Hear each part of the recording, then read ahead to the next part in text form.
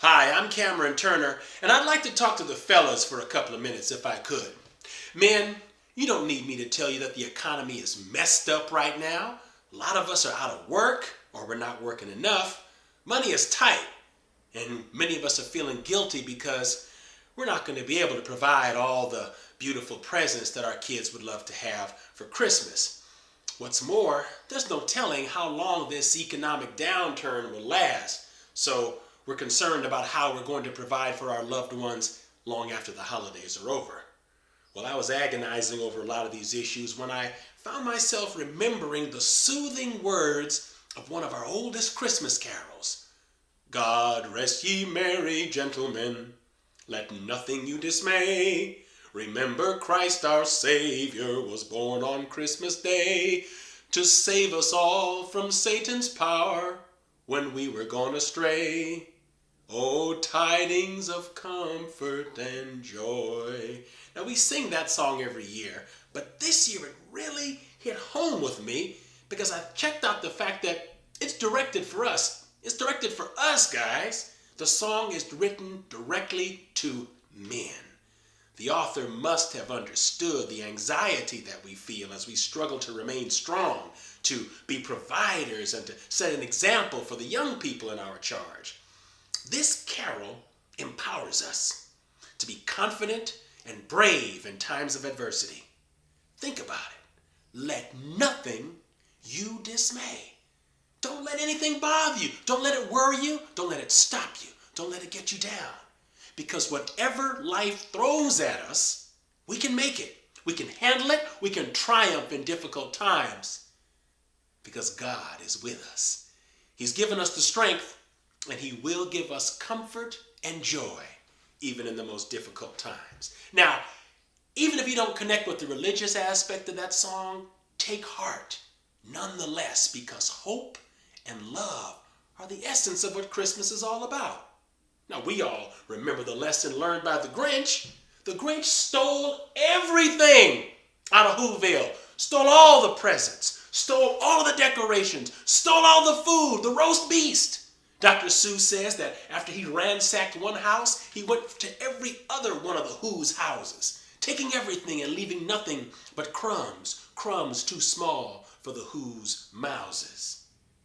And yet, on Christmas morning, when the sun came up, all the Who's down in Whoville went out, joined hands, and they began to sing. Da-do-do-rays, da-do-do-rays. Yes, yes. And there's a line in that song that really touches me. It says that Christmas Day is within our grasp, so long as we have hands to clasp. Yes, holding hands, reaching out to one another, drawing close to one another, sharing friendship and love and laughter, comforting and consoling one another. These are the things that make Christmas meaningful. They're the things that will sustain us and will stay with us and put a smile on our face long after the memory of gifts has faded. You know, that's what Stevie Wonder's singing about in I Wish. You remember his classic musical tribute to childhood? What's the first verse in that song say? Looking back on when I was a little nappy-headed boy, when my only worry was for Christmas what would be my toy. Even though we sometimes would not get a thing, we were happy with the joy the day would bring. Yes. The writer Earl Hamner Jr. summed up that same spirit in The Homecoming.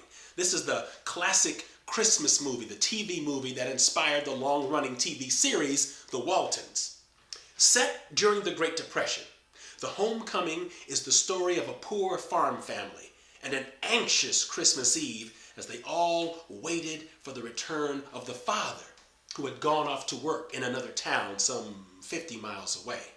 Well, the hours drag on, day melts into night, and tension turns to fear when the mother receives news that a bus has skidded off of an icy road, killing one man and injuring many more. Well, when at last the father finally does make it home, His wife and his children, they're happy about the simple gifts that he has brought. But more than anything else, they are overjoyed to have him home, safe and sound. The epilogue to the homecoming is simple and profound. It's beautiful. It says simply that Christmas is a season when we give tokens of love.